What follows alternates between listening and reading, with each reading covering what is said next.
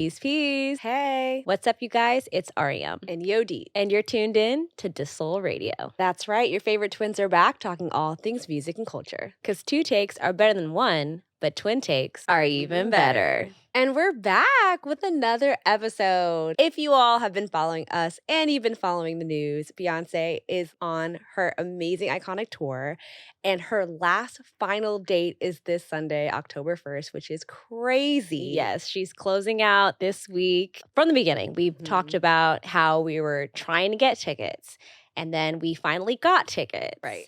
But we have not talked about our experience as attendees. And that's what we're here to do today. It took us weeks to come down from the high of the Renaissance experience. I know. And I feel like everyone that we've spoken to that went to the show had the same sentiment. Like, we're just finding every excuse to keep talking about the show because it was so amazing. As Ariam mentioned, we went, and we actually went back in July. Yes. We caught the show in Jersey, and when I tell you, it was great. It was so great. I don't even have words. I can say confidently that was the best concert experience of our lives. Yeah. Period. Point blank. Yeah. Yodit and I, like many of her fans, have grown up with Beyonce, with Destiny's Child. And, you know, it's crazy because we were obviously excited for the Renaissance project, but it also occurred to us that we had never seen her perform live yet. This was our first opportunity to see this living legend perform. And when we went to see her, of course, we were like excited. We were hyped. You know, we got our outfits together like many fans. It was so fun. But I distinctly remember when Beyonce officially came out, she opened up with Dangerously in Love. Now, Yodit and I have heard this song countless times. Of course. This song is an OG Beyonce song from her debut album. And I've heard it since I was in elementary school. You'll see her perform it live on television appearances. This is not a new song. But when she got on stage and started singing, I've never had this response at a live show before, but I immediately had chills run through my body. It was very strange. Yeah. I felt very emotional. I was like, I know. at one point I was like, what is going on? Like, I feel kind of shaky. You felt moved. And then I realized I was just in awe. I was literally in awe of seeing someone we've admired, we've respected, we've, you know, grown up hearing. And at 30, I'm seeing her for the first time, and she has continued to deliver excellence in her 20-plus career. And I think it just hit me. It hit me in that moment. I grabbed Yodit, and I'm like, we're really here. We're really here. We're really watching her perform. Yeah. And that's how I knew, like, she's had an impact in our lives and many of her fans' lives, I'm sure. And it kind of reminded me of, I would watch past concerts and fans kind of have a reaction when they would see Michael Jackson perform, right? Yeah. They would, you know, faint. They would, you know, scream. They would cry. I finally related in that moment. I was like, how you can respond. Yes. Like, have this visceral reaction to a performance. Like you said, Ariam, we've watched her perform on television shows, and I still feel like her performances like really just cut through the TV screen. When you finally see her live, you hear that the microphone is all the way on. Oh my gosh. You see her hit these notes, her vocal agility, her physical endurance. She is an athlete. Absolutely. Her breath control. And the choreo she's doing is not a cute little two-step. Okay, it's a full 8 count. Listen, a full and 8. She's switching it up from song transition to song transition, from tempo to tempo, and I'm like, she's not tired. In fact, she like gets more energy she's really good at acting performing like she's not tired. I know. If that's a part of the performance, sure. But I hear people say, oh, she's overrated, like all of that. Like, you don't have to love everyone, but I think if they have an opportunity to see her perform live, I think they will have respect for her Right. craft. You don't have to love her, Seriously. but you have to understand that she has been consistent Yeah. in her work ethic, Yeah. her delivery. She's fully dedicated to this craft. Like, that's what it Seriously. is. Every pop icon has their very iconic tour. You know, like Michael had Thriller and Prince had Purple Rain. But I want to say that Renaissance is that tour for Beyonce. I mean, she has these career-defining moments, but this tour is like in the upper echelon of tours. For the majority of the tour, Beyonce was solely performing solo. Yeah. She delivered every song, feature or not. She doesn't need any addition. Her catalog is insane. Yeah. Her songs have just been spectacular through and through each year. And that's how I feel too. I feel like this is her tour. This is Beyonce's show. Speaking of her catalog, I don't know who her music director is, but they deserve a raise because all the transitions were insane. Yeah. They were so thorough and well thought out. Even when she transitions into Move, she uses Move Your Body by Nina Sky. And it's just the attention to detail is clearly there. Yeah. And you're entertained like the entire time. Yeah, Even during the intermissions or, you know, when she's doing those quick changes, like you're still like in it. Yeah, we were stuck at my seat. I did not leave. I did not leave my seat at all because, like Yodit said, the visuals in between were stunning. You are just enamored the entire show, whether she's on the stage or not. The show that we went to, Blue showed up, which was so great. Cute. She's so amazing as an 11-year-old doing this choreography in front of the world because it's not even just that stadium. We're in this generation of social media and all eyes are on you. And so I feel like she did such an amazing job. I'm so impressed with Blue. Going out there and performing with her mom. I know. I think that was such an amazing moment to have, and she'll always have that memory in her life. I mean, there's just so much we could talk about. Because I remember when we first realized the tour had started back in May and we were seeing clips on social media and Yodi and I were getting huge FOMO. We were like, oh my God, I'm seeing all these clips. I'm trying to block it out, but it's nearly impossible to avoid any type of content from the tour. But Beyonce has continued to make it exciting. Amazing, amazing outfits. Like, wow. I mean, and the looks are just endless. Like all the designers that she showed love to. And of course, Ivy Park. I think it helped make each show different and special. And it was a way for her to like switch things up. Right. Because she's been touring since May, which is insane. And it's like, October.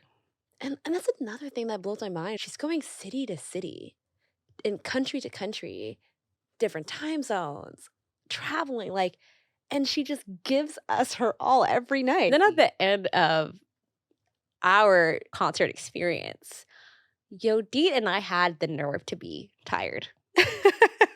As an audience, we had the audacity. All we did was get cute for one night, pregame, drink a little bit, watch her perform for hours. And I have the nerve to be tired. I have the nerve to lose my voice. I know. That's the other thing. Like, her voice intact. Like, and mine is like gone. The next day I could barely talk because I was singing along. I didn't have no microphone. Why am I beat? I know. And she is going from country to country, from city to city, state to state. And I am tired after one night. I know. It's humbling. It's really humbling. You're like, okay, like I got some work to do. I could never do a world tour. Not like this. No, not I. And one last thing that we wanted to highlight about this tour was that during the past episodes, we had some predictions. And some of the predictions came true. So the first prediction that came true was at the LA show, which, by the way, LA completely spoiled. I know. She fed LA. They had a time. They did. A time. They had openers, which was cool. So they had like Doechii and they had Quayla Ray. And I think they had Kate Trinata perform one of the nights as well. So again, completely spoiled. But the queen could do whatever she wants. The prediction that we wanted to highlight was that she brought Kendrick Lamar out in LA to perform the America Has a Problem remix. So good. So just wanted to point that out. Yeah. It's on the record. It's on the record. The mic did have a little bit of technical issues, I know. but he performed through it, and it seemed really, really cool, and they had such a good time. I love when they collaborate. They have really great chemistry together. They do. They really do. Yeah. And then, of course, the prediction, the most recent prediction to come true was at the Houston show. She brought out Meg Thee Stallion for the Savage remix. We finally got to see a live performance of the two of them for this song, and they're doing it in Houston. Yeah. Like, and then you can just see when you're watching, everyone has been sharing the clip of Meg standing Beyonce while she's performing. And she's all of us. She was able to perform. She did her thing. And then she like stepped outside of the moment and was like, this is really happening. Like, I'm performing with somebody that I've respected my whole life. I know. And they're both from Houston. And for them to both perform there is super special. I know. And I'm just so glad, like you said, like we've never seen the two of them actually perform this specific single together. And I just wanted to note that Beyonce is probably the only artist that can be a feature on someone else's song, and the person who is actually like the owner of the song is more hyped to perform it at their tour. I know. If that makes sense. Yeah, that's very true. Because Beyonce is the feature. Right. Of Meg's song, but Meg is excited to perform with the featured artist. I know. And only Beyonce could really do that. I know. Like, she is jumping for joy. Like, she's literally all of us. And I was watching Meg's TikTok, just like recapping. I love her recaps. Her recaps are so good. They're so entertaining. But she was basically saying how she like cried so much during that weekend just because like her mom was a big fan of Beyonce as well, and just how much it meant for her and the city of Houston. And it was just a full circle moment. It was so like amazing. I know. Amazing. That would have been the show. Yeah. But yeah, I mean, it's a crazy tour. It's had a huge impact on culture and the world. I mean, according to the New York Times, though, it said that by the close of the tour, Beyonce will have generated an estimated $4.5 billion for the American economy. Whew. About as much as the 2008 Olympics did in Beijing. Wow. Wow.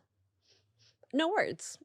I mean, that speaks for itself. Not only is she entertaining us, she is saving the economy. Okay. I know that's right. Name someone could do both.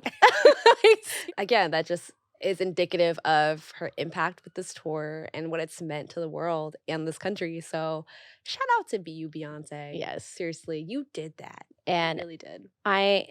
I'm just so glad that we got to go and see her, and we got to see her together, and we had the experience that we did. And now I can say I have witnessed the greatest entertainer of our generation, period. Yes. Period. We've made our younger selves, the kids in us, very proud. Yeah. And speaking of our younger selves, we need to talk about something else that's made our younger selves smile lately. I'm like grinning from ear to ear. So if y'all saw the VMAs, you guys saw that NSYNC took the stage to present an award to Taylor Swift, all 5 members together on one stage. And it's made us all think like, wow, what's happening? What's happening? So as soon as they were all together on stage, there were rumors going around that there may be a reunion happening. There might be a tour. Everyone on social media lost it. They were like, oh my God, NSYNC is together. Like, what's happening? And it wasn't quite clear what brought them all together. Then we learn they're actually reuniting for a song that they worked on together for the Trolls movie, Trolls Band Together. And if you all know, Justin Timberlake was in the first Trolls movie. And so I guess this was their opportunity to come together and record a song together. So that's what they were essentially promoting. And the cool thing about this is that they have not recorded a song together in like 2 decades. Crazy. The last song that they released was like in 2002. The Girlfriend remix featuring Nelly off of their Celebrity album. I forgot he was on the remix. Yeah. I forgot he was on the remix. Do you remember so that's how long it's been. And you know, this is big news for me and Ariam because if y'all know us, we've always been NSYNC girlies. Yeah. Like we've never, no shade to the Backstreet Boys. No shade to any other. No shade to any other boy band because I know it's hard. It was hard out there, but they all You had to pick a side though. Back then, it was like it was real. Like you were either a Backstreet Boys fan or NSYNC fan. There was nobody in between. Yeah, it definitely split the room. The vocals that they were delivering, the choreo, the videos, the tours were so camp. Like they just literally did everything that any 90s boy band, like pop boy band was doing. They were doing it. Their mics were definitely on. Their mics were all the way on. And you can hear them breathing. Right, you can hear them breathing. Like, they were doing full-blown cardio. Recently, this is such a side note, but I recently was on on TikTok and there's this video going around from one of their live shows and they were literally on bouncy balls. Doing choreo, like bouncing around each other while their microphones were off. Singing. That's hard. And what's so crazy is that prior to their debut on the VMAs together, I've been watching a lot of Justice for JC content on TikTok. That has been my For You page for over a year. And just showcasing clips of JC's vocal talent and range. And I've always been a JC fan. I know a lot of girlies now are realizing that he was just as talented as Justin as a lead vocalist. But back in the day, I was always a JC girly as well. I saw the talent then and I see the talent now. I know. And it's just ironic that because we've been kind of inundated with that, you know, just JC content, and now they're together. I'm like, what is happening? Did we speak this up? Did we encourage this reunion? But I'm loving it. I'm loving seeing the five of them together. We recently watched their Hot Ones interview, which was very entertaining. I love Hot Ones. It was just really interesting to hear a little bit more from Chris and Joey. And JC was there chilling.